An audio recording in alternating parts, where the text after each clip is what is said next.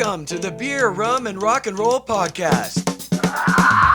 Saving rock, one conversation at a time. If you're watching on YouTube, do me a solid and hit that subscribe button. I'm racing. You can also follow us on Apple, Spotify, Facebook, Instagram, and X. I'm your host, Randy Legault, and back for his very first Beer, Rum, and Rock and Roll Top 10 is my go-to ZZ Top expert. It's Mr. Andy Cassidy, people. Woo! Hey, happy birthday, Randy. Hey, man, thanks. Hit the 6-0. Like, that's hard to say out loud. Oh, my God. I said, happy birthday. Forgive me if I have to go to the washroom multiple times during this session. I should have thrown some Depends. Well, that's how you can stay in the front row for those extra long festivals. That's right. Okay, man, for those of you who don't know, and if it isn't super obvious by the beard, Andy is in a ZZ Top tribute band called Trezz Hombres, where he does all the Billy Gibbons stuff. Any gigs coming up, man? Anything on the horizon? Nothing local, but we're playing down Puerto Vallarta for Valentine's weekend. Right on, man. So my immediate thought when I hear that, Andy, is like logistics. Like, can you bring your whole show there? You just bring in your guitars? Like, you must have to scale that shit down, I would imagine, yeah?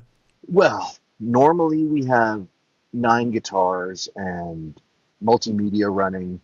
You know, we've got 3 different outfits. It's the whole entire show. But being that we have to travel and it's going to be, hotter than the sun, we have a very light outfits that we'll be wearing, and it'll just be one of them. So by the third show, it should be right. And we only get to bring 2 guitars, so obviously we were requested to bring the fuzzy guitars. Right. So that, you can have that white fur stuck on everything that you want. Perfect. And just some other guitar to bring along. And because we're ampless, it's going to be pretty easy to do that. Right. Well, hey, it's all about the tunes, man, when you get down to it. It'll be like Jimmy Buffett meets ZZ Top. You get the Hawaiian shirts on. Right. Okay, man, it's obvious. This show's all about ZZ Top. I love the band. You obviously love the band. So let's start with a quick concert review. I know you saw the Top June 4th at Grey Eagle Casino here in Calgary. How was it, man? The boys still got it? Oh, they have it. They're on autopilot by this time, I would think, in their careers. But the only disappointment, and I guess it's really not even a disappointment, it was just observation that they played the exact same set list that they played the first night, like a year ago. And not that it was bad, because I was full on research mode anyway, but right. And nobody else seemed to notice or care for that matter. And I guess you're not there for that. You just go there to have a good time.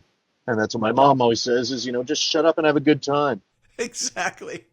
I need to take your mom's advice, because I talked myself out of it, but I probably should have went. They're not getting any cheaper, for any show. So, well, that's it too. Yeah. The last day, I think I clicked on a ticket that was 10 rows back just to see, and it was $472.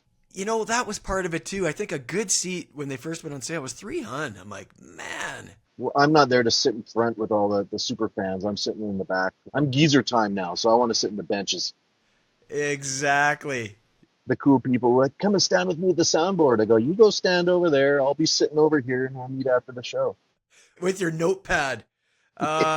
Billy's got that ring on for this song. Yeah. I don't need to be that close and intimate. Well, exactly. And to your guys' credit, your attention to detail is really strong, man. So kudos. Keep doing your research. Yeah, if anybody gets a chance to see you guys, it's worth it, man. You guys kill it, for sure. Well, thank you. Thank you. Okay, man, let's do this. Now, in case people have been living under a fucking rock, I'm going to give you just a quick wiki bio of ZZ Top. So they're an American rock band formed in Houston, Texas in 1969, dude. That's a long time ago. That's roughly 4 years after I was born. Oh, my God. I was 1. And for 51 years, it consisted of guitarist, vocalist Billy Gibbons, drummer Frank Beard, and bassist, vocalist Dusty Hill, prior to his death in 2021. Then, with his blessing, he was replaced by Dusty's bass tech, Elwood Francis. ZZ Top developed a signature sound based on Gibbons' blues style and Hill and Beard's rhythm section. They are known for their live performances, sly and humorous lyrics, and the matching appearances of Gibbons and Hill who wore sunglasses, hats, and long beards. I mean, that's super general, but that's the general gist. Now, my question to you, Andy, we'll get to the songs, but before we do, I want to know if you remember the first time you heard these guys. When did they come into young Andy Cass's life? Do you remember? Definitely in high school. I had heard the original versions of Tush and LaGrange and the previous mixes. You know, in the 80s when they remixed it and put on all the reverbs and nonsense for that time's crowd. My taste likes the earlier stuff anyway. I gravitate more towards the press record and everybody's in the same room and just go. Right. Then you have the Eliminator stuff like that is very, very, very slick. I was into it very, very young, but all the real dirty stuff that has sort of lost me around Recycler because I went to see them at the Saddle Dome and they had some garbage truck on the side and they lifted the fake Billy and dropped him into the garbage. And I was like, yeah, I was there. Yeah.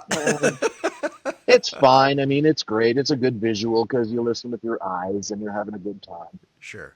And who knows what we were imbibing in back then. But right. Excuse me, Andy, was that the one where they had the conveyor belt and they would get off and on? I mean, that was a pretty fun, cool effect, I will say. Yeah, but I wanted to see the good old rhythm and blues rock band. And to be honest, you know, had I seen them in some dirty club like I'm going to be playing with Trezz Hombres, it would have been just, that's that, right?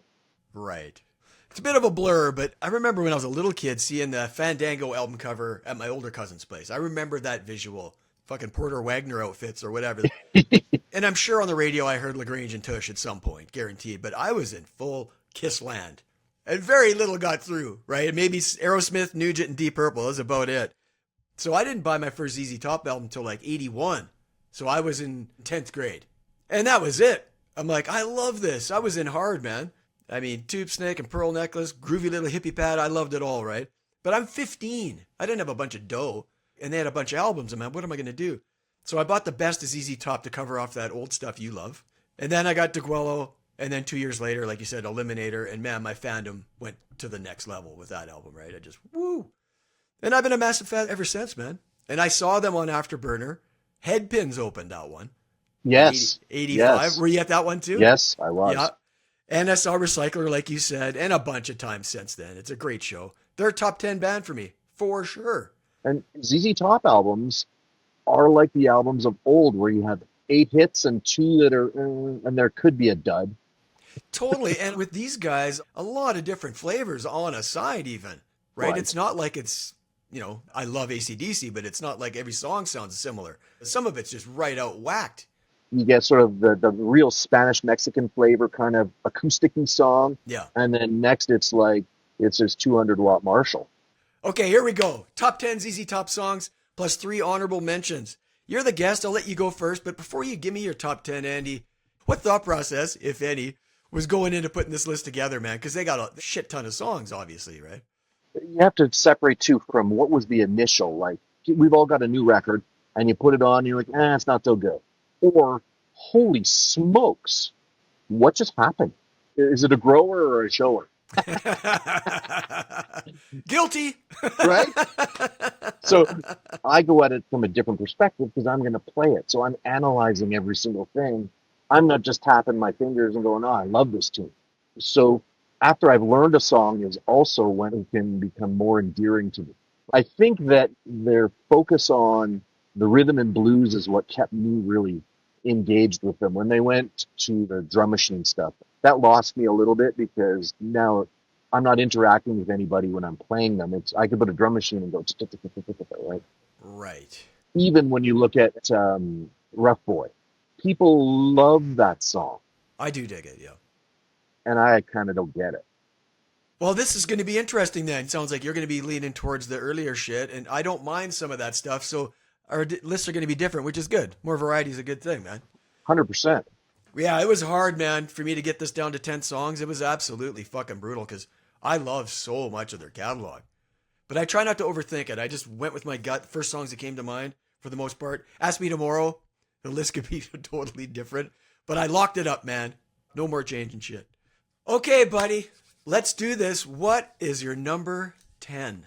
The big pause.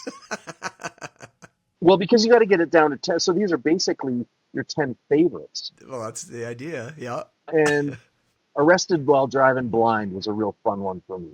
and I had a real hard time putting them all into a real good order. But some of those early ones where it's really fun, and still got a good groove to it. And that one I kind of like it because it's got a story. They're not just talking about some sort of opaque kind of idea. And it's funny. Done fucked up. Yeah, exactly. Yeah, I love Tejas. Spoiler alert, I didn't pick anything from that album, but I'm glad you did. Nice work. It's a good one.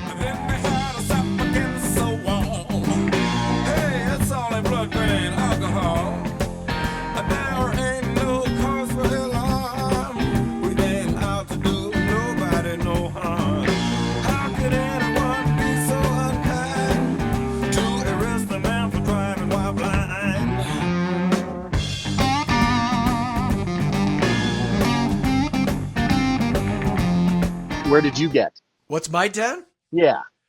I went to Rio Grande Mud 72. This one's written by Billy and producer Bill Ham. Just got paid today. Got me a pocket full of change. I went just got paid. That guitar riff is killer. It smokes. Love it. Let me tell you about that song. Sure, talk to me. What a fucking headache. Why? What's the deal? Well, you can play it on a regular guitar just fine, but it's played in open E tuning. And if you listen to the song, you know that it's 6/10 slide solo That's a killer slide solo, by the way. in open E. Right. You're left having to figure it out almost by note, or else go and start learning open E tuning and how to play slide through it. Right. That guitar you're holding isn't an open E by any chance, is it? You can let it rip? Ooh. And it sounds like a 4-year-old still playing it because I'm still just hammering through. Playing with a slide is a challenge at best. You just sound like you're killing cats for the first year of playing it. But I do love the way this has that start-stop thing. And then back into the main riff, back into that killer groove. I really dig it, man.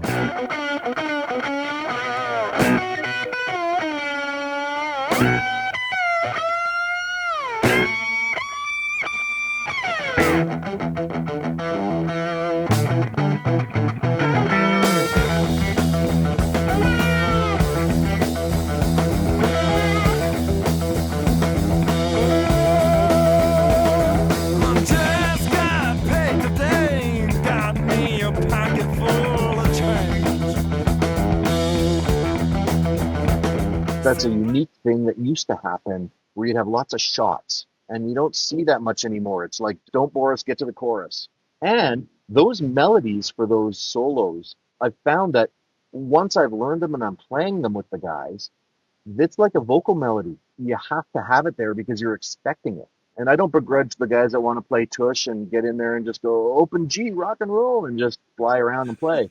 Right. Great. But I really appreciate those that put the time in to make sure that it is really true to the song.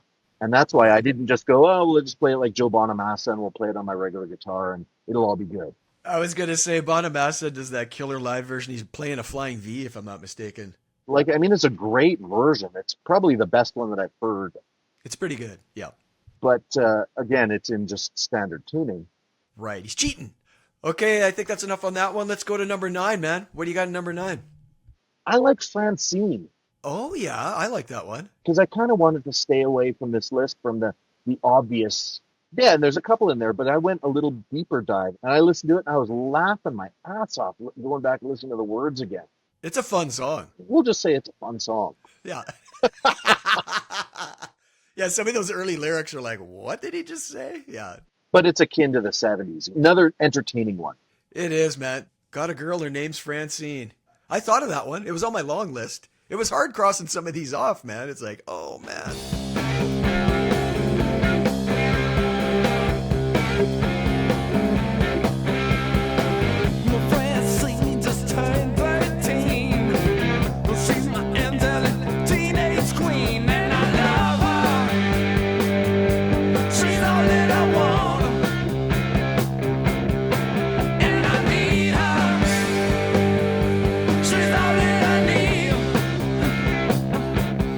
My number 9, we talked about it before when we did the Fandango Rock Shop, and it had to be in here. Listen to your radio most each and every night, because if you don't, I'm sure you won't get to feeling right. Heard it on the X from Fandango 75, written by Gibbons and Hill.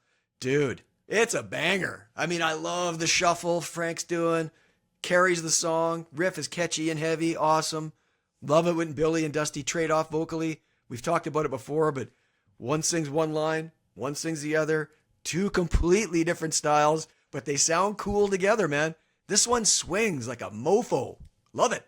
It was going to be on the list, but I sort of bypassed it for others. The cool thing about this is exactly the switching of vocals. So for Trezz Hombres, it's great for us because I'm carrying all the show, but all of a sudden it gives you a little bit of a break where now you introduce the Dusty. And just the groove of it, you know, we thought about extending it and putting something in the middle, but then it's not like them, so that's not working. Right. I wish Dusty would have sang more, to be honest with you. I mean, I love Billy's voice too, but, you know, Dusty didn't sing a ton, and man, he's just got a little more heft to his delivery, right? It's a different thing. Surprising that there's no solo album. Good one. Yeah, right? Like, where's all the tracks that he recorded on his own or that are in a vault? That's a good point. I never thought of that. There's nothing. Zero. Yeah, that's crazy. Yeah, I never really thought about it that way. My fun fact on this one, as most people know, it's a song as a tribute to border blaster radio stations in Mexico, specifically the two that were run by the famous DJ Wolfman Jack. I'm old enough to remember that guy on the Midnight Special and shit, yeah. American Graffiti.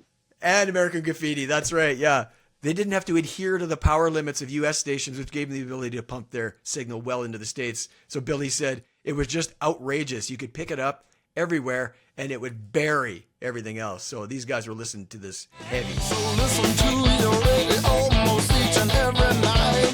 'Cause if you don't, it's sure you won't get the feeling right. Anyway, y'all, everywhere, y'all. I heard it on the X.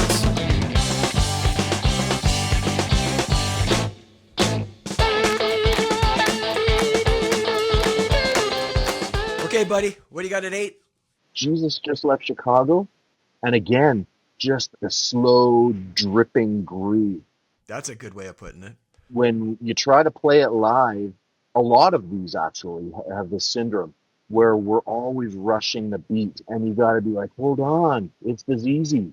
Take a breath and sit back and don't downshift because that's not where you're going. Just relax. And the milky, creamy guitars that he's got, you know, they're not full on distortion. They're just groovy. It's akin to more with the stuff that I'm really digging with them is the early 70s stuff, right? I'm glad you picked that one because it was definitely on my list. Yeah. But again, I'm like, But you got Jesus Just Left Chicago and waiting for the bus all day.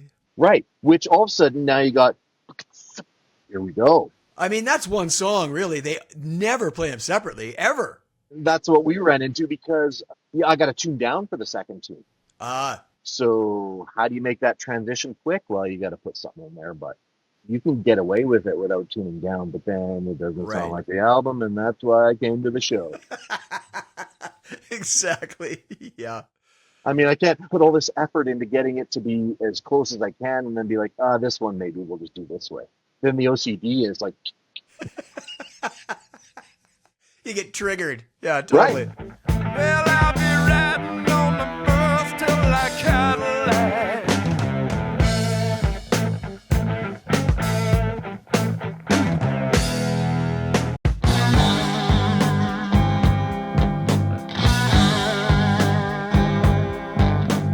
Jesus just left Chicago and is bound for New Orleans. Okay, my number 8. So you're going to be like, how did you cross that off your list and put this one on? Hey, man, you like what you like and you get in when you get in. But my number 8 is, she likes wearing lipstick, she likes French cuisine, but she won't let me use my passion unless it's in a limousine. Got Me Under Pressure from 83 Eliminator, written by Billy. This one is perhaps a bit overplayed, but I never get sick of it. It chugs along with that straight ahead beat and groove. Textbook top at this time. Cool riffage from Billy. His leads are really creative on this one. You can tell me if they are or not, but I think they are. And it takes the track up a notch, right? It sounds like he's having fun on this one. That's our show opener. There you go. And it's theirs sometimes too, is it not? They've done it for a whole bunch of tours where it was the first song. But because it's just like a right, it comes right out of the gate, Exactly. and the solos, it's like little melodies all the way through. Totally. It's really tasty stuff, man. I got a quote from Billy on this one. He said, "Everybody asks if Under Pressure was about a girlfriend of mine. And if not, whose was it? Well, fortunately, that kind of pressure we're not under. Maybe it's just because we got out of town on time. I just don't know." Yeah, Got Me Under Pressure is my number 8. She likes whips and chains. She likes cocaine.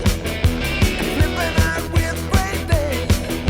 She's about all I can handle. It's too much for my brain. It's got me under pressure. It's got me under pressure.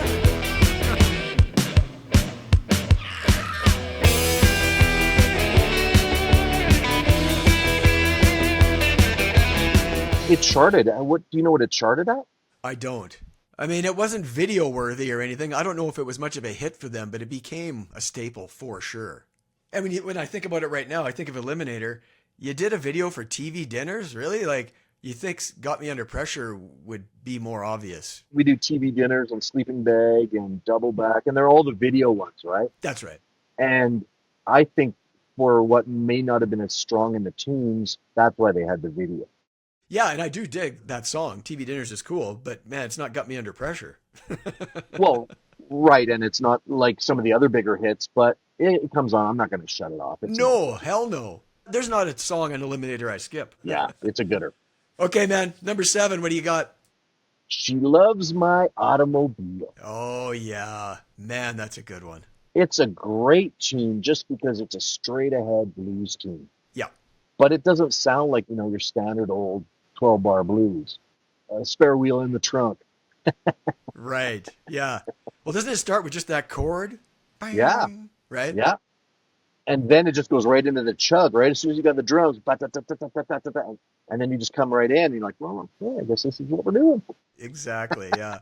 Hey, man, while we're doing this, feel free to play that fucking thing if you want. Right? When you hit one that's the right tuning. The latest acquisition is the Billy Gibbons Gold Top. Look at that thing. So is that a Gibson? What is that? Oh, yeah, it's a Gibson. So is that a signature model, Andy? What is it? Yeah, it's a custom shot model that the pinstripes were done all by hand. Yep. And I think it's been out for about 10 years. And a buddy in town has been sitting on it, and I've been bugging him and pestering him and just waiting for him to need money. Right. It's amazing how that pinstriping is freehand. Like, man, those guys are awesome at that. Right? Like, it looks unreal, dude. Every single one of them is different, I think, just slightly because they do them all. Exactly. And then I watched a video where Billy actually does one on a guitar for somebody. And I'm like, No way. It's really cool that they're unique like that, so you always know that's mine. Right. I mean, I'm sure it's obviously not cheap. It's custom shop. So you want it to be unique too, right? To you. And Right. that's awesome. Really cool, dude. I had a few others, but they certainly don't sound like this one. There's some mojo in this one. Right on. Maybe that's my brain telling me, but I'm believing it. Does he have multiple signature guitars?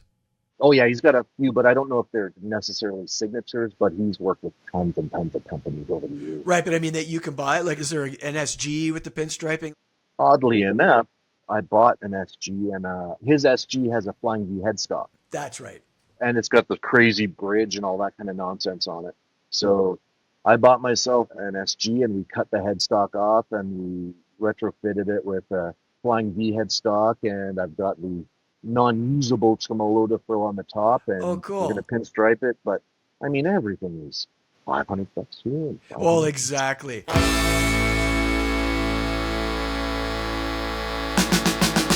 She don't love me, she love my automobile. She don't love me, she love my automobile. But she would do anything just to slide behind the wheel. My number 7, don't beat me up on this one, but this fucking shit is right in my wheelhouse, dude. I can't help it. The lyrics are hilarious. I'm running out of time. I'm about to lose my mind. I got the 6. Give me your 9. Had to show Dusty some love. He wrote this one. It's off Eliminator. Bit of a deep track, but man, it rocks. It hits me right where I live, dude. It's a belter. Dusty's vocals are killer. What else can I tell you about it? It just starts with that simple riff, right? And then Frank's kick drum, dun dun, and then the snare. Man, it's killer. And then once it cuts in, it never lets up. It's under 3 minutes. Kicks your ass in and out. It's not complicated. But man, the way they lock into that groove and pull it back a bit for some dynamics on this one, and then let it rip again, nobody does it better. They just kill at that. I think that's all akin to them playing for so many years, driving for 6 hours to the next gig in a hot van in the middle of Texas in summer. No doubt. Having such a close interaction, it's always jamming, long shows. They just know exactly where each other is going. So when you get a tune like this, it just moves forward. Look at this, what a pair. She won't let me touch her there. She's so discriminating. This is when it's time to blow. I just heard the rooster crow. Guess I'll have to spank my monkey. I'm running out of time. I'm about to lose my mind. I got the 6. Give me your 9.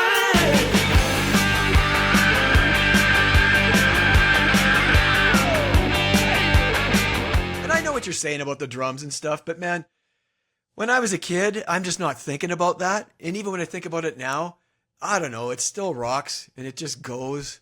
What can I say? They eventually lost me a bit with Afterburner, but ZZ, I'm still all in. Yeah, and it's different when we're playing them live because you get a little bit of the live feel and it takes away from some of the drum machine feel. Right.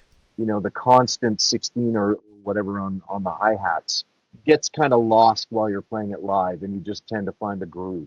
Well, exactly. And drum machines or not, or triggers or whatever the hell Frank's using, Billy's guitar supersedes everything for me.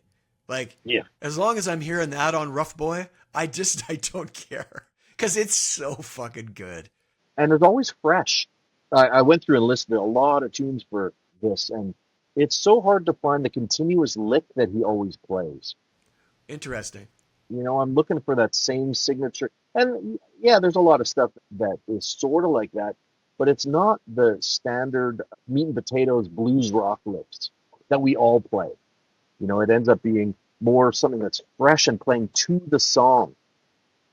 That's where Billy's got it nailed down. And that's why Hendrix said he was his favorite guitar player. Bingo. Because he's not playing a learned bunch of licks. Each note is placed there specifically. He's really put a lot of thought into the melody of what's playing and the rhythm of that melody. And he's inventing his own unique fucking licks and shit all the time. Like, man, he's just a genius. Absolutely, dude. Okay, what do you got at 6? Double back. Oh, no way. I didn't see that coming. It's a good rock tune, Yeah. right? It kind of deviated a little bit from the blues to this good old rocker. And I was like, this almost could be maybe an AC/DC tune. It's a real 4 on the floor, and when we start it, it's over before you even know it. The tempo's not too fast, but it's got a really good groove. Absolutely. It's on a soundtrack, is it not? Yeah, it's Back to the Future. Back to the Future. That's right. Yeah, right on. But number 3, which is like the worst one. I didn't even know there was 3. Exactly. So the movie not so good, but the tune is really killer. Oh, it is. Yeah, that's a good one. I didn't see that coming. I thought that might have been a little too new for you, you see. You're throwing me a curveball, buddy. Well, yeah, because, it doesn't have that feel, that automated feel of the drum machine. It just doesn't. Don't know where to go. I've got to double back, my friend. The only way to find what I left behind. I've got to double back again. Double back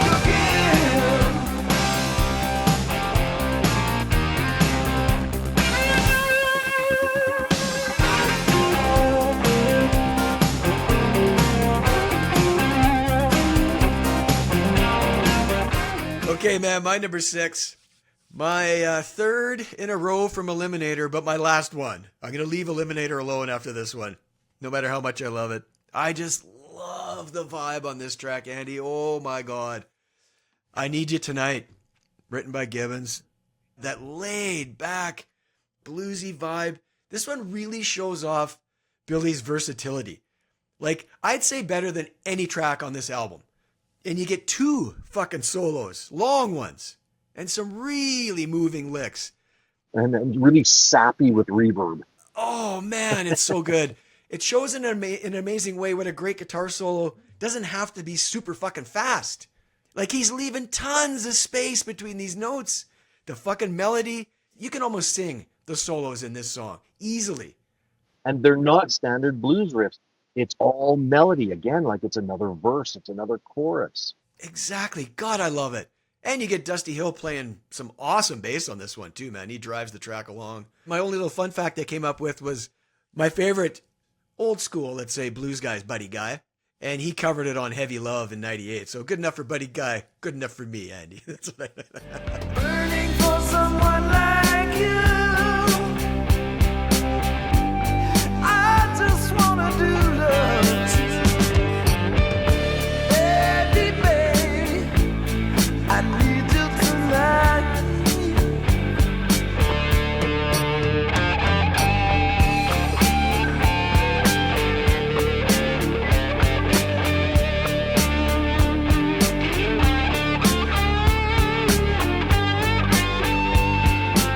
One thing that we did notice, because you mentioned it, is like the drums and the bass really drive it. Berkeley Shea, our bass player, when he couldn't make a rehearsal, actually just last night, it was just guitar and drums. And you really notice, like more so than with other bands, it's just a regular rock band. Right. Because when I go to solo, there's nothing there. Exactly. Yeah. But my melody, because it follows the song, we know exactly where we are. Having that bass there, it drives every song. And you realize how quintessential that Dusty was. And that happened with Frank, too, last night, where that guy's a genius. It's not just a rock drummer. That guy's got a shuffle that now we've coined the Frank shuffle, because it's not something that you can just go, hey, I play drums, let me try it. Well, it's akin to, not the same style, but it's akin to Phil Rudd. Everybody thinks, well, that's got to be easy. 100%. AC/DC, how hard is that? You try it. It's fucking brutal. The pocket that guy's in is unparalleled, man. It's unreal. It's like Chris Slade. Chris Slade is the furthest away, I think, where he's kind of the eliminator drummer. Yes, well put. You know, it's very straight. It's there. It's for the song. It tells them where to be. But then Phil steps up and you're like, oh. Oh, yeah. Like, I find that, and it's not necessarily his fault, because Malcolm's in charge of that band. So, Yeah. but that AC/DC live album, I find it almost unlistenable, how fast everything is. Like, I don't like it, man. All the groove and feel is sucked right out of all those songs. That's what I was talking about. But you get Frank behind the kid, and I'm sure that, they get some great guys that can jump behind there and play the tunes with them. But face it, when you got this guy sitting with his can of tabs, he's running the show back there. And the rumor is, well, it's not a rumor, it's fact, he's not even on some of these albums. I was just talking yesterday about the video albums from Eliminator forward. Yeah. There's a couple that, was Dusty on them? I don't know. Right. It's all Billy and machines. Yeah. Well, because they had that whole break before that. That's when they came back after sort of a hiatus. I'm sure Billy wrote all of that stuff and was just like, all right, let's go. So you guys still want to be in? Okay, let's go. You guys in or what? Okay, buddy, we're into the top 5. What's your number 5? Okay, I got to put it in there. Chartreuse. Oh, yes. I love that tune. I thought you were going to say, I love a big caboose. Or Chocolate Mousse. It's got the coolest headphone groove out of all their tunes. Now, maybe if they remix some of the others, they'd be that in your face, but the guitars are so far forward in the mix, and it doesn't hurt that the guitar is tuned down a whole step. Even though he's playing up higher, the strings are just a bit more girthy. And I tried to convince the guys to play it. I haven't got them yet, but it'll come. Right. It's coming. You get that.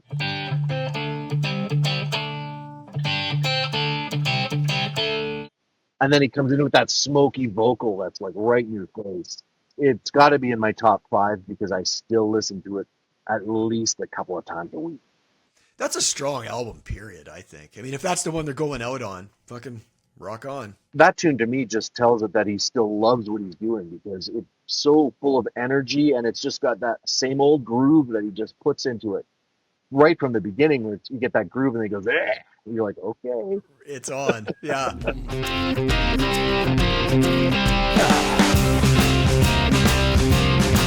Chocolate mousse. Don't you know I like big caboose? Chocolate mousse. You know I like that big caboose. Okay, dude, you're going to know this lyric in 2 seconds, but I'm going to read it anyway because it's just, God, his lyrics are fucking cool.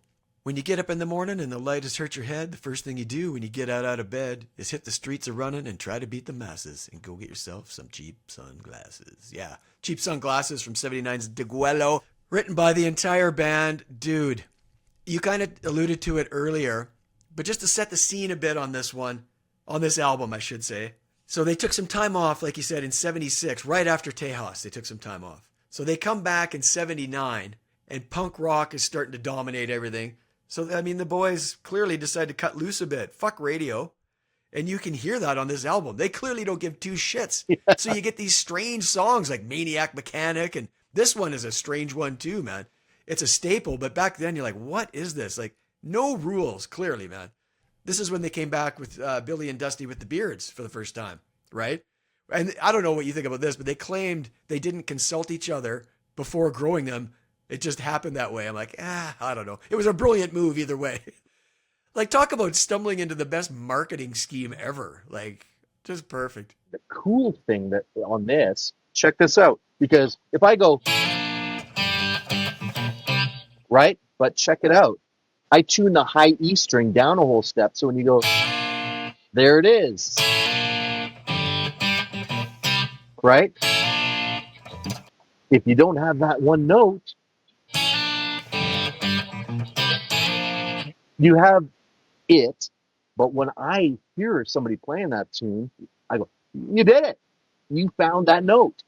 And it's the first instance that I've had where you're hybrid picking the open G2. Right. When we first did it in Trezz Hombres, somebody called it out, and I go, yeah, we definitely got to do that too. Yeah. And I thought, how the hell am I going to sing and play that? And I never rehearsed it. I practiced the riff, and I was driving around singing the lyrics, walked into rehearsal, plugged in, and we went, and I started singing. No way. It was right there. Awesome. From beginning to end, we played it, and then it was another one of it where you stand back and nobody says anything for a second because all the air from the room got sucked out. Right on. With all the shots, because in that song there's a lot of little breaks. Yeah. You know, where you got your...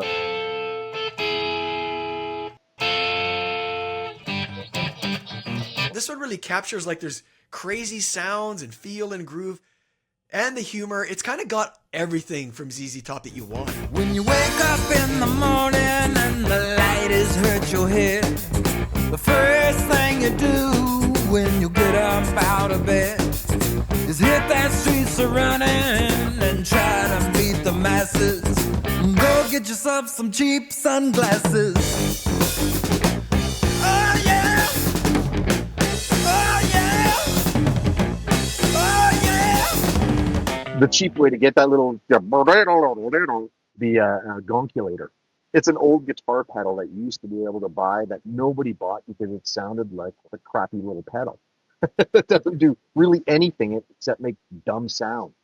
So back when I had my music store, you know, basically we had a whole box full of these things and nobody wants them. So I was selling them off for $10-20. Now I wish I had the box of them. And you use it for that one, and that's it. That's it. Yeah. Worth it though, man. Well, you mentioned that. Like, there's lots of weird sounds and effects on this one. Like, it's hard to describe if you don't know the tune. Like, your people, if you don't know this song, you're like, what are they talking about? I got a quote from Billy on this, man, and you'll dig this. There's also a little bit of digital delay for that Bo Diddley inspiration at the tail out. You know what I'm talking about. Yeah. And a Maestro ring modulator. That's the gonculator. That's what you're talking about? Yeah. So you have one of those. Yeah. That's fucking cool. It produces that strange tag to each verse, he says. It appears 3 times, and it's a pretty funny sound. That's the one insane effect put to good use. Wow, you have that exact thing. That's fucking awesome. And let's talk about the solo. It's particularly sparse, but man, is it effective. Like, it's really cool. Again, a perfectly crafted solo, because it takes that little break and then he comes in and it's just kind of bluesy, right?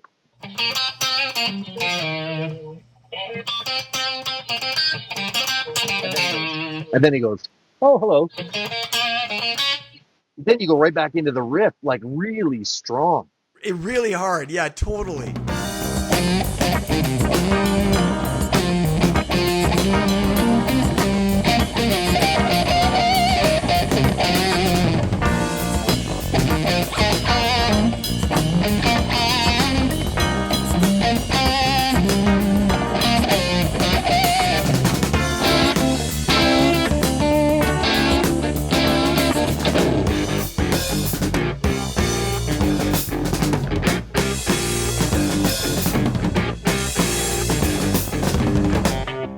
Really hard not to come in there faster, leaning forward on the skis, because you're soaking in all that really cool vibe, that cool energy. You got to remember to breathe in and go, no, keep the groove going, keep the groove going. Right. You're ready just to friggin' take it to the next level. Know what it's asking you to do. Yeah, because you know it's coming. You're like, come on. Yeah, totally. That's awesome. And let's talk about Frank laying down some serious drum fills in this one. God damn, it's good. And last but not least, Andy, Dusty's bass groove throughout, but especially on that outro vamp, is killer. And it's perfect for Billy to do his thing over. Like, it's so awesome. What's great about the outro on that is that we borrow from the live version. I think that's the only song that we do that, where they break into that.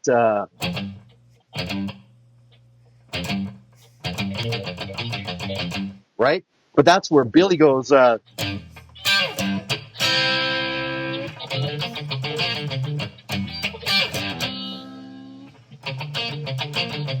Then he flipped the guitar over and it says beer.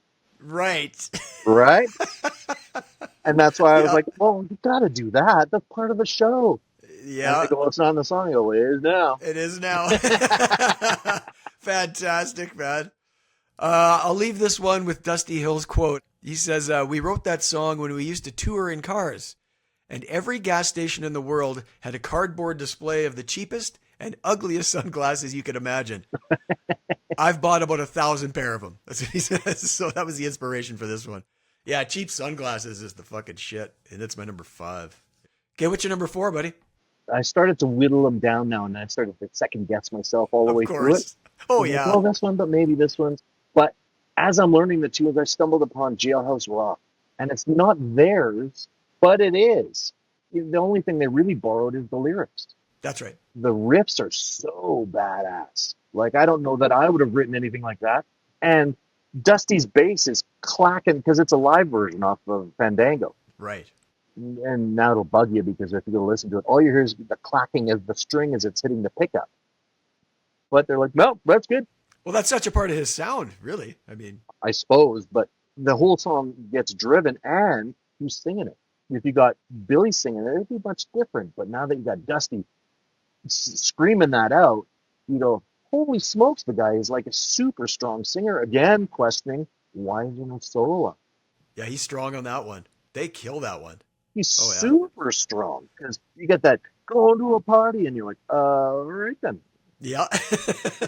And you could just see that happening live in that club and the crowd, in their various states of, hi, how are you? Yeah. Probably just killed and murdered that crowd. Oh, yeah. That one was just sort of a guilty little pleasure. And I think that one's getting added very shortly. That's a good one, man. And as a huge Elvis fan, it makes me wonder, I wonder if the King heard that one. I wonder, Maybe. He was still alive. So he probably heard it. Somebody's probably like, hey. We got to pick it up a notch. Body mother sitting on a block of stone. Little Joey blowing on a slide trombone. Mama silly Willie, don't you be no square. Yeah, I wanna use a wooden chair. Everybody let's out. Everybody in the wholesale block. Death to the jailhouse rocking.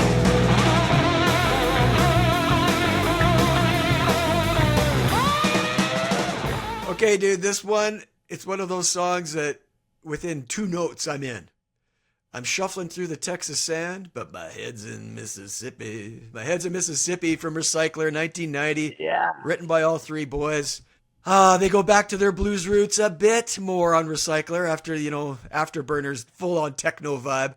And this track's a perfect example of it, man. I read somewhere that somebody said it was guitar-driven electric boogie blues. I thought, hey, that fucking sums it up. That sounds good to me. It sounds like this should be an earlier album. Exactly. It is a bit of an outlier on the album for sure, man. But it's so killer, so smoky, and a cigar smoking, whiskey drinking voice that Billy has. And I tell everybody, there's 2 ways of listening to it. One is to throw on a slab of vinyl and sit back and just listen. Another is put your headphones in and close your eyes. Right. Just absorb it, because you start getting into those vocal nuances that he's pulling off in this tune. It's amazing. Amazing. Next level. Yeah. Like I said, I'm just a sucker for this style from them. Like, the first seconds of hearing that opening riff, then the drums come in, and then it's fucking over. Like, the swing factor is high on this one, is the note I put down. It's a no-brainer. It's tailor-made. Like, this kind of groove, it's tailor-made for Billy to just solo over like a madman. And he gives us 2 again on this one. There's one on the fade out. Right. And it could have went on for another 5 minutes and I would have been happy. Like, just keep going, dude. It's just awesome. Again, from all these other bands, you can get all these outtakes, right? Even AC/DC did it with their big giant box set Bonfire years ago. Where's the ZZ Top one? I want to hear that one where they didn't cut the tape or fade it out, where they just let it go, and then some producer goes, this is where we let Billy just go. Hang on a second. You know what? That's a good point. There's no ZZ Top box set with demos and all this kind of stuff on it. There really isn't. You're right. And I'd be there next day. Oh, yeah. There's got to be stuff. Somebody just has to make the effort, and you get into legalities and who owns the rights to this and that. Sometimes it can be a fucking headache, but I wish they would, for sure. I got a Gibbons quote on this one. He said, "My head's in Mississippi," which was one of the first completed tracks on the album. It's a great example of how we mix the new with the old, and we kind of talked about that. Initially, it was a straight-ahead boogie-woogie. Then Frank stepped in and threw in those highly gated electronic drum fills, which modernized the track. Yeah, I know what he's saying there. Yeah. In this case, I think it really adds something to it, even though it's electronic. Those little fills are really cool. I'm old school. I'd rather hear, an acoustic set of drums rather than a drum machine. Yeah. But it's a tool. So adding it on this, 100%. It's what it needed. Totally. And I love the lyrics on this one, too. I'm going to read a little bit because I just think they're awesome and hilarious. I love, I thought I was in heaven, but I was stumbling through the parking lot of an invisible 7-Eleven. Then he goes, what was I doing out there? Awesome. And this one, last night I saw a cowgirl. She was floating across the ceiling. She was mumbling to some howling wolf about some voodoo healing. I mean, who writes that? It's hilarious and it's just awesome. I just love it. Isn't it funny how he doesn't seem to ever take himself so seriously, but behind the scenes, it's all business. Totally. Right? Totally. Yeah. And it's always a different voice, right? He really uses the timbre of his voice, in this one especially. Yeah. Well, look at some of the shit like on DeGuello, like Maniac Mechanic and this kind of stuff. Like, it's a completely different voice almost on some of these tracks, right? Right. It's just crazy. She was floating across the ceiling. She was mumbling to some howling wolf about some voodoo healing.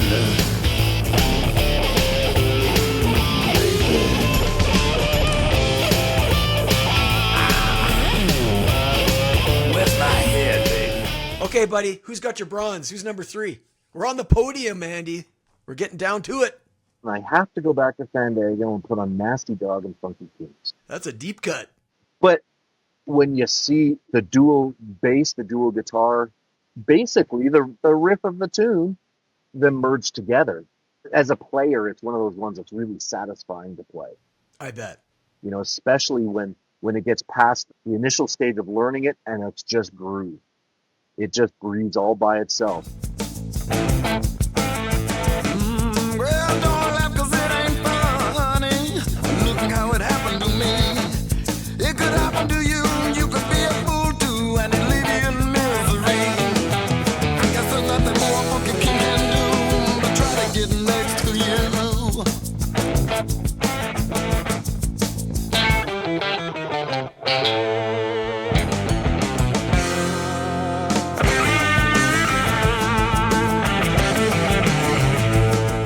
good one. I didn't see that one coming. Awesome.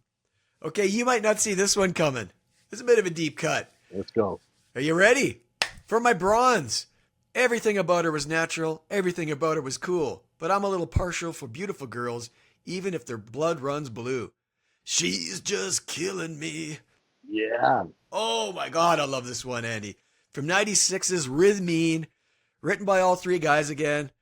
First off, I dig this entire album. Yes, 100%. It's amazing. There's more to this band than the 70s and 80s. Like Rhythmine, Triple X or Dos X, whatever you want to call it, Mescalero. That 3-album run from 96 to 2003 contains some awesome stuff that your average fan doesn't necessarily know. And this track is one of them. I love this track. It's buried at number 8 on the album too. To me, it should have been the lead-off track. I like it that much. Like that guitar tone. It's dirty and gritty, and the groove is unreal.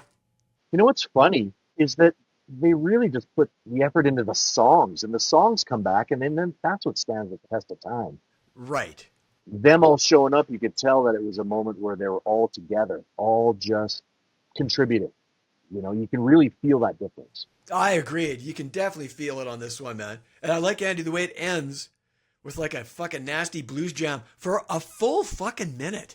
Yeah. It goes on. And I love when he goes, suck my blood. Like, I just love that shit, man. It's so good. My little fun fact is it was released as a single from Dusk Till Dawn, that Robert Rodriguez movie. Yes, I totally forgot about that. It's a great soundtrack. That's where I heard it first, because Rhythmine wasn't quite out yet. Like, they released this song on that soundtrack. And the music video shows ZZ playing in a bar with clips from this movie intercut and shit, right? It's a great soundtrack. Check out episode 81, people. We talk all about our favorite soundtracks. A little sidebar. But yeah, she's just killing me. Kills me. It's awesome. Think I see it. I know I love her.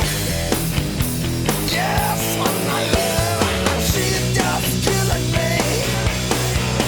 She wanna be killing me. Suck my blood.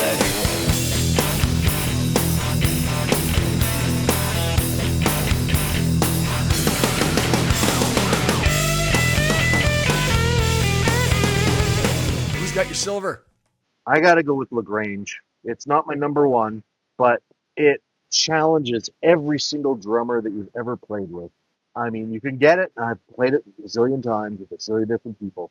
And getting the groove is a lot more challenging than everybody says. I didn't know that. There's a feel to it. There's a pulse that you know when that guy's sitting back there and he's tapping it out, you're like, there it is. Right. I almost can't tell you what it is. It's my favorite one to play the solos on because they just drive. And to be honest, that intro, those lyrics singing under the soft part, you know, and then he starts singing. That took me forever to be able to find the cadence that he uses. Oh, interesting. He is separate from Here Down, Dave Matthews Band. Same kind of thing. Geddy Lee playing away and singing, and you're like, where does that come from? That's something that's next level. That's not part of the rest of us schmoes that have to sit back and actually learn it, practice. He just breathes it. That's interesting. I never thought about it in that way, the separation. But yeah, you're right. Yeah. And then just coming into that and hearing that groove, you can't knock it down with a sledgehammer. Yeah. Yeah. I'm glad you picked it. I didn't, because I knew you were going to. I was hoping you would, just for variety's sake. Because yeah, it's one of their best known songs. That and Legs probably, or whatever. It's a classic. It's got to be in the set. Has to be. It has to be. Yeah, come on. LaGrange. I mean, that opening minute or whatever, everybody knows it, and it never gets old. Like, when I saw them a year ago, they ended with that one, I'm pretty sure. Everybody rose to their feet and lost their shit like they just heard it. I'm like, man, I was a little surprised, actually, somehow. I'm like, people love this song. They really do. Just let me know if you wanna go to that home out on the range. They got a lot of nice girls.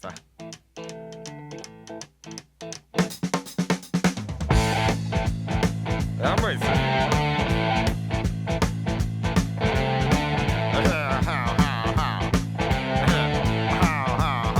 Well, here it's fine if you got the time.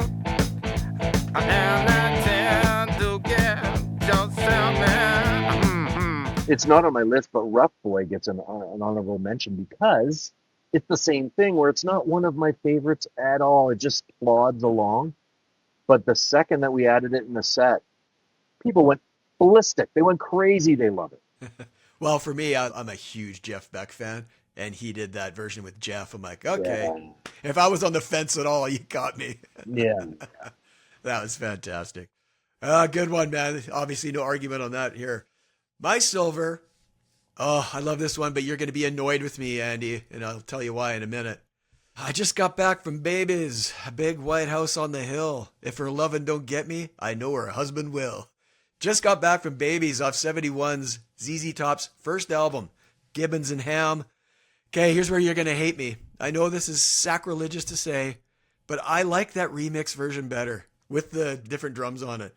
I just like it better. I like the original, but I like the remix better. I don't know. There's something about it. I'm not really partial to either or. I like both. The Yeah. one that got me was Tush when they did the remix of that. Right, which I totally get. Because it's so in your face. And when you got that, that it's so dirty. It doesn't need all that sappy reverb and nonsense on it. It takes away from it. I agree. It needed that really compressed, heavy riff to get you in there. And then he goes, yeah. You're like, ooh. Right. Yeah, this one, though, I don't know. It was okay. This one's got that subtle bluesy swing I just fucking love. Like, Billy's playing is off the charts on this one for me. His solo, right off the start. He solos right off the start of the song. It's so great. He's never sounded better in my mind than this song. You wonder if that was just really thought out in those days or because they've been touring so much. It just like you walked in, he goes, all right, let's do this. Who knows, eh? I don't know, but it's fucking awesome. Everything sounds so natural. Yes. Like, and listen to Eddie Van Halen on Mean Streets. Everything just sounds like you're just sitting there and he goes, how about this? And they're like, okay. Well, isn't that the beauty of it, right? It's like, I love stand-up comedy, and I just off the top of my head, I'm going to compare it to that.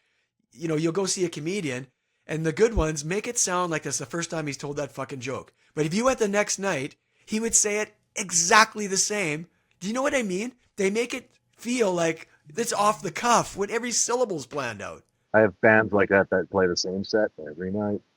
Back to this track. His voice is really cool on this one. Oh, it just gives me chills, his delivery on this one, Andy. Like, oh my God. It's got a gargling, There you go. a cigar smoking, scotch drinking, and then it's like, well, I guess we got to do another take. Right? And he walks in and steps up to the microphone and you go, oh. The sheer amount of soloing on this song. He opens with a solo. Halfway through, there's another solo. And he closes the track with even more soloing. And I couldn't be happier. Probably the producer going, hey, I think maybe you could lose one of those solos and then just be like, nope. No. How's this going to get on the radio? Who gives a fuck? Right? It's awesome. Yeah, I just got back from Babies is my number 2, man. Oh, love it. I said I just got back, baby. The big white house on the hill. If her lovin' don't get me, I know her husband will.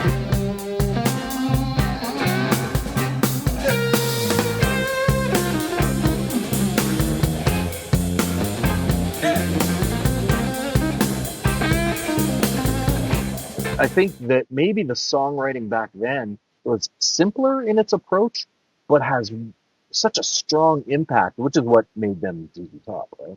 Totally. And man, especially on this old shit. Well, a lot of this old shit.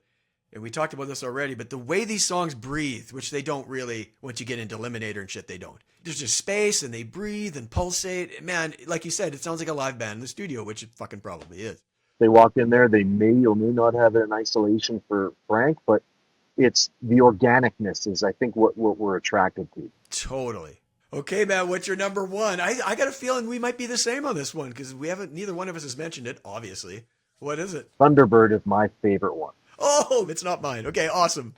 It was the first one that I worked out all the leads to, so I think there's a little bit of a guilty pleasure in there. Not that it's like the best song ever, but I also appreciate the fact that it's like Springsteen has 10th Avenue Freeze Out on one album. And that's my favorite tune, that Springsteen. That's a good one. To me, it's such a kick-ass tune because it starts and it goes. It's like you already shifted into first and you're revving at $7,000. Let's go. Yeah, it's great. And then it's got that great break in the middle. You know that?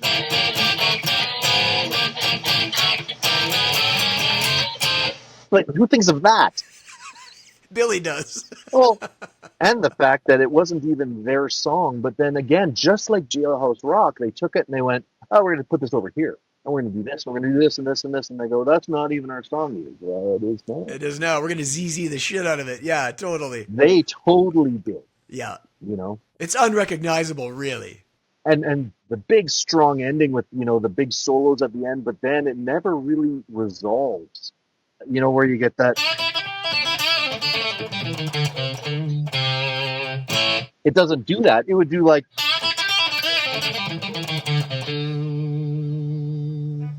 And instead of going, and the drums go, "Ba-da-da-ba." Right. Boodalaba. Yeah, right. Okay, I guess this is where we are. Get high, really make me feel so fine. Really goes down so smooth. Really puts in the groove. Have you heard? What's the word? It's time to fly.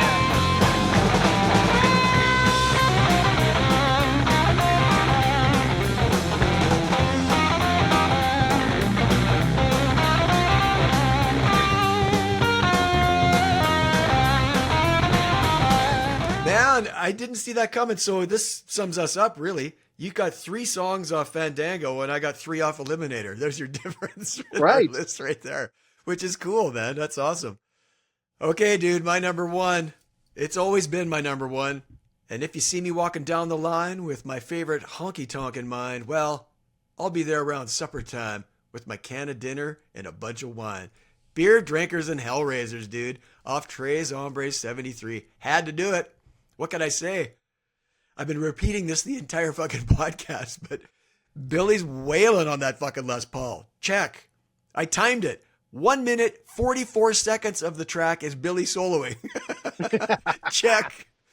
That nasty guitar riff. Fucking check. Killer back and forth vocal between Billy and Dusty. Check. Bass and drum groove for days. Check. This song is textbook ZZ Top. It's the first track I'd play somebody if they'd never heard the band. And I can't disagree a single thing that you said. Everything there is spot on, 100%. Yeah, it's fucking killer. And my fun fact is Motorhead did a cover, which is interesting. And Van Halen covered it live on the Diver Down tour. And, well, they played it back in the bar days, too. They love ZZ Top. Yeah, Beer Drinkers and Hellraisers is a fucking banger. And it's my number 1.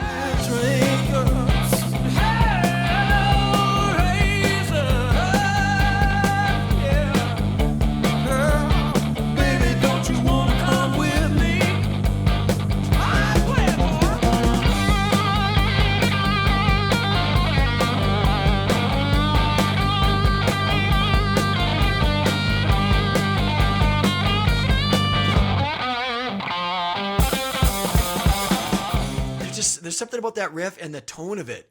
I can't even describe it. It's chunky and, oh, God, I just love it. I just love it. Listen, you hear the bass clacking. If that wasn't there, would it be the same song? Nope. No. There's no way. It needs to have that. The thing that I'm alluding to a lot is the stuff that you can't quantify. I don't know what it is. It's just fucking cool. Hey, check out this song.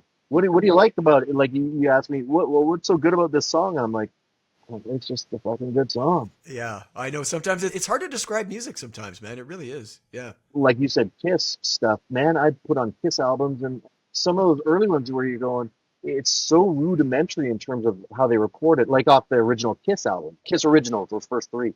Every one of them is so lacking of production. It's so cool to my ears. Right. Then you get Destroyer and you're like, oh, they put some money into this. But that's almost like ZZ Top going into Eliminator and stuff like that, right? Good analogy. Yep. You know, all the rest of the early ones were for us who just really appreciate the groove and the good songs and the entirety of the song. Oh, well, the younger kids don't really. And maybe that's what it is. Maybe they saw the videos coming out and they're like, oh, Well, Billy was, you know this, he was all into Depeche Mode and shit, and he wanted to make people dance, and he wanted to make a fucking gazillion dollars. Well, that's where that came from, right? Because you saw Yeah. Depeche Mode doing that. Oh, man. But yeah, I do have a soft spot for that stuff, but it's kind of like a lot of these bands. I mean, do I prefer the older shit? Yes. I love Eliminator. After that, it's spotty, but I still have a soft spot. Like, I can still put Afterburner on and not, hate it. Okay, 3 honorables, man. Go through all 3 of yours. What do you got? Well, that's where I got to put Rough Boy on. I have to do it because it's just not my favorite, but it's not about me. When I'm playing it, it's got to be for somebody that's going to enjoy it.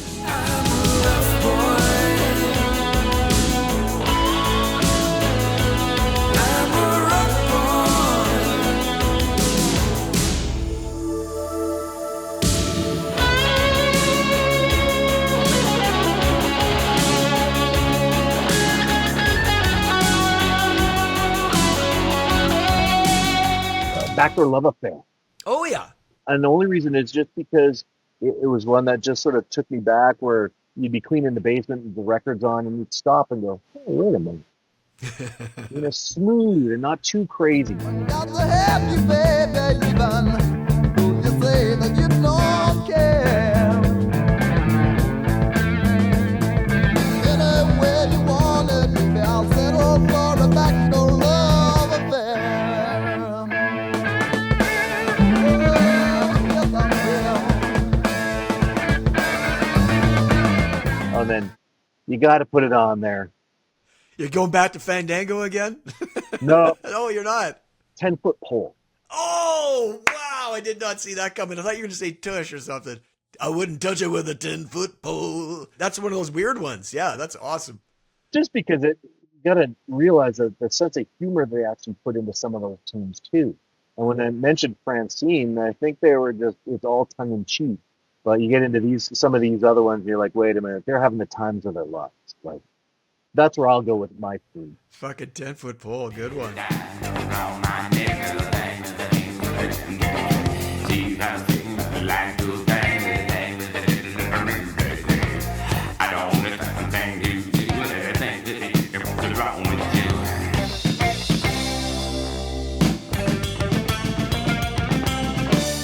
I wouldn't touch it with a 10-foot pole.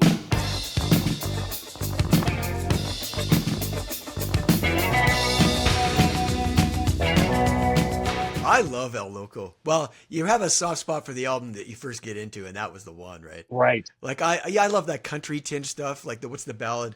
It's So Hard or whatever. Yeah. I love it all. Yeah. Here's a weird one. Okay, bring it on.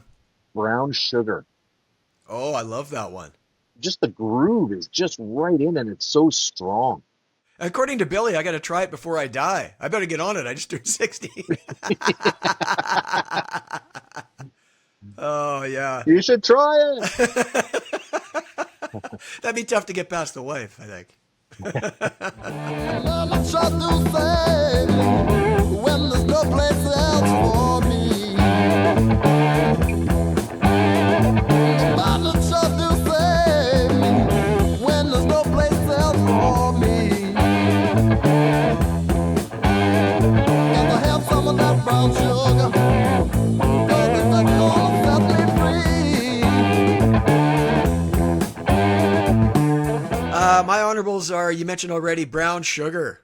I mean, the riff and groove, it's just a fucking belter. Oh my God, it's awesome. And nobody knows it. Right? You could play it to everybody and nobody's ever heard. Well, half of these people just haven't heard. So I think when we did the Fandango podcast, I said the same thing, was like, do yourself a favor and go download an album and listen to it cover to cover and give it a few listens, because man, oh man, you're going to discover stuff that you'd never even thought was them or that you'd like. Hey man, that's what we're here for. We're spreading the knowledge. Listen to this shit, yeah. I mentioned El Loco. Yeah, I love the album. Had to give it some love, so I went with Tube Snake, Boogie. Yeah. This one reached number 4 in the Billboard Mainstream Rock chart, so it was a bit of a hit for them. I love Frank's kind of tribal drum intro, right? It's pretty cool. And you get killer guitar work, obviously. And the vocal. Fun lyric. I got a girl. She lives on the hill. She won't do it, but her sister will. Right. Come on. And how many years did you hear that saying or say it or hear somebody say it And then you hear the song and you're like, wait a minute. Hang on. You didn't make that up. ZZ Top said that. You know? Well, totally, man. And they probably stole that from some old blues guy anyway. I got a gal, she lives on the hill. She won't do it, but her sister will when she boogie. She do the tube snake boogie. When I boogie, little baby, boogie woogie all night long. Blow your top, blow your top, blow your top.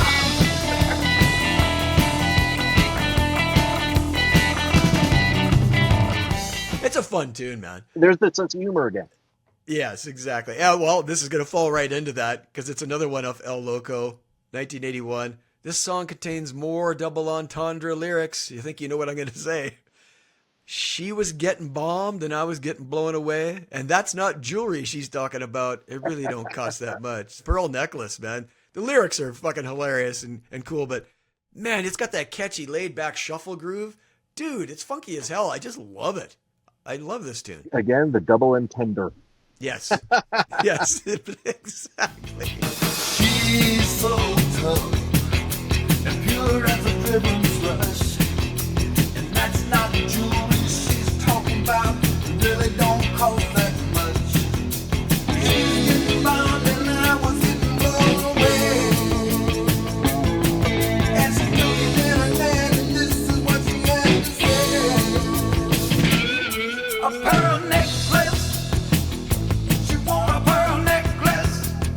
You know, I think about our list, like with mine, like I love DeGuelo, or however you pronounce it, DeGuelo, whatever. But I only picked one song off of there and it was killing me. Because, man, it's just such a great album too, right? Like, man, it was hard for me not to put I'm Bad, I'm Nationwide. I mean, that song is fucking killer. And you know, you got that.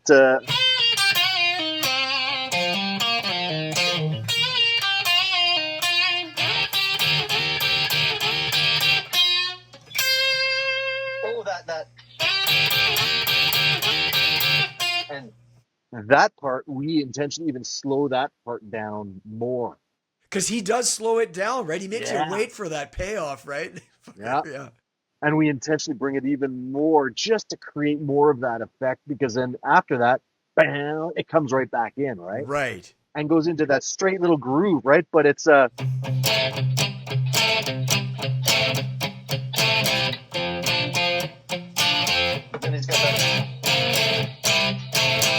and it's so sparse on the guitar, the lyrics just float and hover on top. And that's solo too. And at the end, he uses an octave pedal too. Right. So you get some really cool different effects that you haven't heard before by Billy. There's lots of weird effects on that whole album. Like lots of crazy shit going on. Okay, buddy. Well, that was fucking great. Any final thoughts on the little old band from Texas before we sign this mofo off? Go out and buy some ZZ Top albums. Go to a Yes. used record store and buy yourself a turntable. Quit screwing around. Quit fucking around with this streaming shit. When you sit down with an album and smell the old cardboard and listen to your turntable scratching away, it's next level. Go do it. And for me, man, again, top 10 band. There's way more to these guys than LaGrange and Legs is the note I put down. Like, if you only know their 80s shit, to your point, do yourself a favor and dive into these albums, these early albums and the later ones. There's awesome shit on there. I mean, La Futura is great. Gots to Get Paid, Consumption, Chartreuse, like you said. Yeah. Come on. It's really strong. And those that may not get the fuzzies from the early blues stuff will start at eliminating. Right. You know, and what you're going to find is you're going to go back to that after and go, oh, this is cool too. There's something for everybody. If I had to ask you a song of theirs you never need to hear again, like you don't really like, what would that be off the top of your head? Like you're like, Well, the one with the most struggle is Legs, just because he sings so high. And Billy doesn't sing it. He just lip syncs it. oh, does he now? 100%. I didn't know that. Busted. I don't hate the song by any means, but I never liked it. Even when the Eliminator first came out, I'm like, yeah, I don't get this one really. It's just one that's just not warm and fuzzy, but I'll play it. I like them all. Well, you have to, as a fucking tribute band, you have to play it and have the guitars. I get it. Maybe because it's so much work, I got to get this other guitar. And I had to cover that guitar with all that fuzz and then vacuum fuzz out of my house for the next 6 months. You mean they didn't put that up as a signature guitar, the fuzzy Right. guitars? Okay, are we good? We're awesome. Andy, that's a fucking wrap. Thank you so much for taking the time to do this with me, man. That was a lot of fun. 100%. I love talking about this band, and I love that you brought your fucking guitar and played a little. It was great. Thanks to you guys for checking us out. We appreciate you taking the time to hang with Andy and I. Post your favorite ZZ Top songs in the comments. We'd love to hear what your picks are, too. You can find us on all the socials and wherever podcasts are broadcast. And if you haven't already, do me a solid, kids, and hit that subscribe button. Until next time, on behalf of Andy Cass and I, keep rock alive. Peace out. Let's give a how. Trezz Hombres.ca. There you go.